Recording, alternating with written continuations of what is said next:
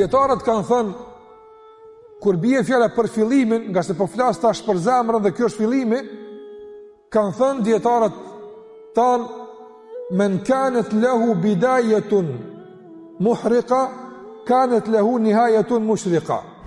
Kanë thënë kush e ka një fillim si duhet, ambicioz, të ndezur, do ta ketë të shkëlqyer dhe përfundimin e tij. Dhe gjithashtu dietarët kanë thënë se fillimi i njeriut e determinon përfundimin e tij. Si kime pas përfundimin e kësaj bote dhe dalën për Allahut, është fillimi i hyrjes tënde në këtë rrugë. Tash dikush thot, na musliman jemi, a duhet të petë me u muslimana?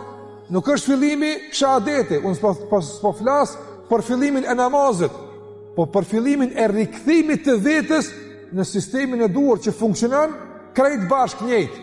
Jo me funksionu zemra ndryshe, e gjua ndryshe, e sillet tona ndryshe e kështu me radhë. Prandaj dëshirojmë një musliman të formuar i cili me të vërtet e reflekton imazhin e fesë së tij. E jo që ndoshta të jetë bindja e tij se Islami është fe e mëshirës, ndërsa gjuha e tij të jetë gjuha e mallkimit. Kjo është shpërputhje. Ose të jetë bindja e tij se Islami është fe e ndihmës, ndërsa gjymtyrët e tij të jenë në shërbim të kundër të kësaj që ai ka bindje. Nuk po dojna më kaos, as nuk po dojna më marrë punë të kërkujt, po dëshojmë të rikthehemi veteve tona që ta përmirësojmë gjendjen tonë, ta përmirësojmë veten tonë, ta kuptojmë fen tonë si duhet. Që kjo është çka dëshirojmë.